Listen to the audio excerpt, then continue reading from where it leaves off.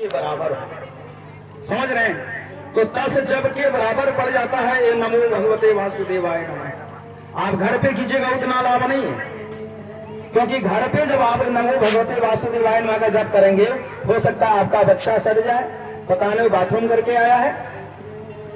हो सकता है आपके घर के कोई लोग हैं वो चप्पल पहन के चले गए हैं, या ऐसे भी चले गए, पता नहीं कहां से थूक वूक पता नहीं क्या क्या मांग के आए हुए हैं। आप वहां कीजिएगा तो दिक्कत, ऐसे वहां दिक्कत की बातें नहीं, मतलब उतना लाभ नहीं है जितना यहाँ तो पवित्र भूमि से प्रातः आता है, गोबर से आप लीप देते हैं। आप फलार पे हैं और मंडप पे सभी देवी देवता जहां वास कर रहे हैं वहां पे आप हैं और नियम निष्ठा के साथ में आप रह रहे हैं। इस क्रम में ये देव भूमि पर आप बैठे हुए हैं, वहां आप दे रहे हैं, स्वाहाकार दे रहे हैं, तो आप अनुमान लगाइए कि आप कितना पवित्र भूमि पर बैठे हैं। और यहाँ एक जप अगर नमो भगवते वासुदेवाय नमः करते हैं वह 10 के बराबर हो जाता है। आप कई बार सुने होंगे कोई कोई भूमि भी जागृत होता है, कहीं कहीं सुने होंगे भगवती वहां का बड़ा जागृत है, बड़ा नाम है। क्यों? वहां भगवती का ज्यादा पूजन अर्चन होते रहता है, इसलिए वो ज्यादा जागृति होता है। हमारा पूजन उनका भोजन, भगवान का भोजन। जैसे हम खाते हैं, सवेरे उठे भोजन कर लिए तो हमें ताकत आ जाती है, ठीक उसी प्रकार जब हम यज्ञ करते हैं, हवन करते हैं, जप तप करते हैं तो भगवान को ताकत आ जाती है। उनका भोजन यही। भोजन में ज्यादा आप जो है इसमें से भगवान का पूजन में ज्यादा नहीं करना है। अगर आप घर पे नहीं कर पाते हैं तो सबसे उत्तम जो कहा गया है पूजन वह है मनसा पूजन। मन को शांत रखना, मन को आंख बंद कर लिए, भगवान का नाम ले रहे हैं मन ही मन। आंख बंद होना मतलब पूरा माया से प्रयास करना कि बाहर निकलने का। आंख खुलेगा तो वो क्या कर रहा है देख लेंगे, नमो भगवते वासुदेवाय नमः कर रहे हैं और मन में घूम रहा हो गए हिंदा सुंदा जाना चाहिए। तो आंख खुलेगा देखेंगे तब ना, आंख खुला नहीं, आंख बंद है। और धीरे धीरे धीरे धीरे जब ध्यान हम करते रहते हैं नमो भगवते वासुदेवाय नमः, नमो भगवते, और उसी क्रम में भगवान विष्णु का ध्यान कर लिए और उसी में उनको कर रहे हैं कि हम पंचामृत स्नान करा रहे हैं, कुछ चंदन उनको लगा रहे हैं, फिर जो है तिल लगा रहे हैं, तुलसी दल दे रहे हैं, भगवान को भोजन करवा रहे हैं। ऐसा जब आप भाव करते हैं तो मन अस्थिर हो जाता है। जब मन एकाग्रचित्त होता है तो वहां क्षणिक हो जाता है उनसे मिलने का क्रम। और यहाँ आप स्वाहा कर रहे हैं और फिर ध्यान उधर जा रहा है, स्वाहा कर रहे हैं फिर उधर ध्यान जा रहा है। तो प्रयास करना है क्या इसको मन को अस्थिर कर देना। जब ये मन अस्थिर हो जाएगा, आप जब करेंगे उससे दुगुना लाभ मिलेगा। हमारी माताएं और बहनें जितना भी परिक्रमा मार्ग में परिक्रमा कर रहे हैं, वह अगर चाहते हैं कि हम विशेष रूप से सहयोग करें जग में, तो आप क्या ला सकते हैं अपने घर से? आप कुछ नैवेद्य ला सकते हैं जो हमारे कार्यकर्ता के माध्यम से वहां कढ़ाई रखा गया है, आप उसमें डाल सकते हैं। आप तिल ला सकते हैं, जौ ला सकते हैं, चावल ला सकते हैं, फूल का माला बढ़िया बना के दे सकते हैं। आपका बढ़िया फूल का माला है तो यहाँ भगवान को चढ़ जाएगा।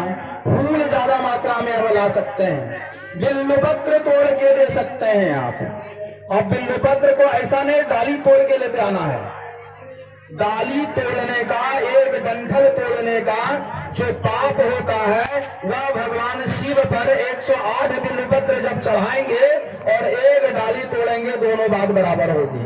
नो प्रॉफिट नो लॉस में चले जाएंगे तब।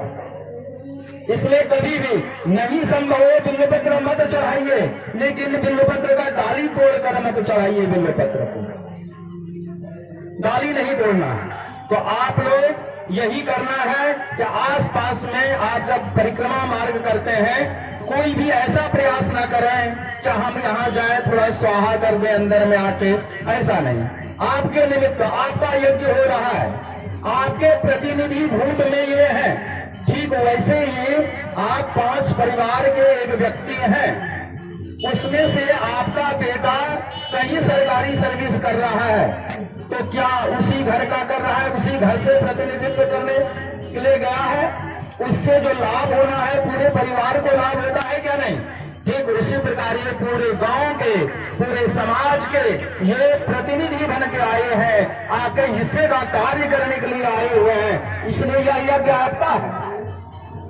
आप भी नियम कानून के साथ में रह सकते हैं, भगवान का तपस्या कर सकते हैं, यथासंभव दान कर सकते हैं, आप परिक्रमा ज्यादा से ज्यादा कर सकते हैं। और उस क्रम के करने में आपको जो हो, तिल हो, जौ हो, चावल हो या तीनों को मिक्स करके शुद्ध घी दे सकते हैं। आप अगरबत्ती का यहाँ दान कर सकते हैं, जो आपके हो, नया फूल का माला बना के दे सकते हैं, तुलसी का माला बना के दे सकते हैं, तुलसी की मंजरी दे सकते हैं, आप बिल्वपत्र का माला बना के दे सकते हैं नए नए तरीके से। ये सारा चीज आप दे सकते हैं यहाँ पे। और तिल, जौ, गुड़, घी, मधु ये सब को मिक्स करके आप साकल्य बना के भी दे सकते हैं, जो आपका डायरेक्ट हवन हो जाएगा। तो इसलिए आप लोग जब भी घर से यथासंभव, ऐसा भी नहीं देना है कि आप ज्यादा दे दिए, हम मन में सोचते हैं आए ज्यादा दे दीजिए, इंदा गलबड़ा गलो हमारा, वैसा भी नहीं करना है। जितना आराम से हो सकते, स्वेच्छा का दान है, दान स्वेच्छा का है। वेद में दान का बहुत बड़ा महत्व माना गया है, बहुत बड़ा। आप कभी गौर फरमाइएगा, आप इधर उधर की खर्चा आप कर देंगे, लेकिन जब दान करने की बात आएगी तो आपके मन से जल्दी दान नहीं होता है, क्योंकि दान करना पुण्य का काम है। आप कभी गौर फरमाइएगा, आपके दरवाजे में कोई भीख मांगने के लिए आएगा, आप जल्दी देखने लगते हैं कहीं सिक्का छे दे देते, वो दलित है।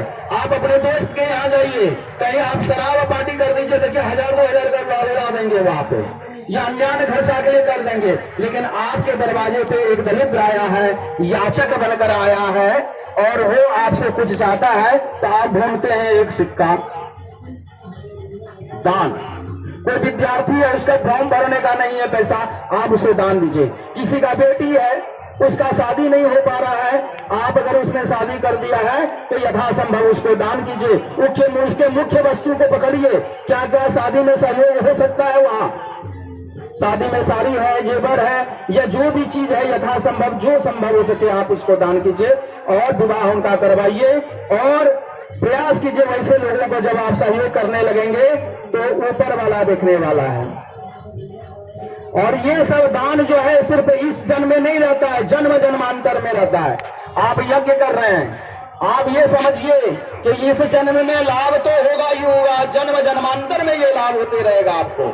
ये साधारण चीज नहीं है, भगवान का पूजा तप। और आप ये मत सोचिए कि इससे होने के बाद मेरे मनोनुकूल लाभ होने लगेगा, नहीं। जब बहुत जप तप करेंगे तो भगवान अपने तरह बनाते हैं, उनको कोई चीज का है, लोग निर्लोभी बनाने लगेंगे, शांत करने लगेंगे आपको, हृदय को। वहां दुखी नहीं होना है, क्योंकि हम लोग का पहले का जमाने में था, आप सुने होंगे, गुरु गोविंद दो खड़े टाके लागू पाए, बलिहारी गुरु को आपने गोविंद यो बताए। हम लोग का एजुकेशन था, हम लोग का शिक्षा था, क्या जो भी शिक्षा हुआ करता था वह गोविंद तक बताने के लिए शिक्षा होता था।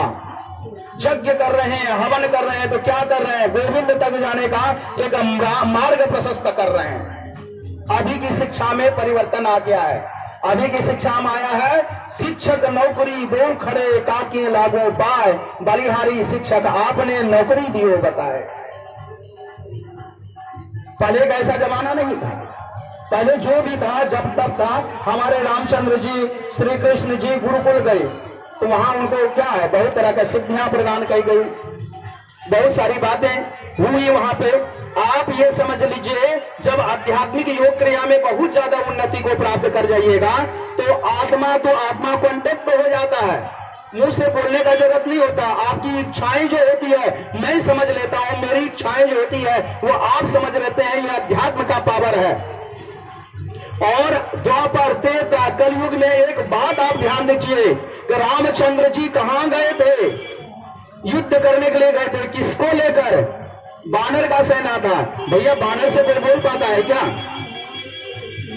वो आध्यात्मिक उस समय बहुत ज्यादा उन्नति थी, लोग पाप कर्म नहीं करते थे, ज्यादा से ज्यादा जब तक क्या करते थे, उनका आध्यात्मिक उन्नति और विकास इतना हो चुका था, आत्मा तो आत्मा कांटेक्ट हुआ हुआ करता था हर लोग से। इसलिए पशु पक्षी गिद्ध जटायु कौन थे? पक्षी थे, उनसे भी बात होती थी क्या नहीं?